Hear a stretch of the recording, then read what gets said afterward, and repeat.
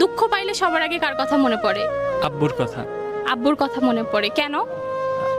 21 বছর বয়সে এসেও আমি আমার জীবন নিয়ে ক্লান্ত, অথচ তিনি 45 বছর বয়সে এসেও আমাকে বলে যে চিন্তা করিস না বাবা, আমি তো আছি।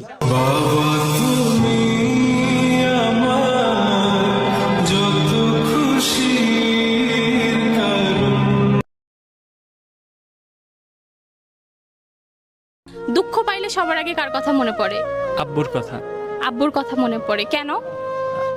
21 বছর বয়সে এসেও আমি আমার জীবন নিয়ে ক্লান্ত, অথচ তিনি 45 বছর বয়সে এসেও আমাকে বলে যে চিন্তা করিস না বাবা, আমি তো আছি।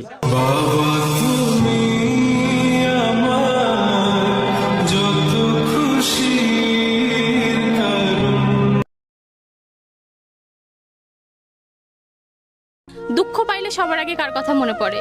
আব্বুর কথা। আব্বুর কথা মনে পড়ে কেন?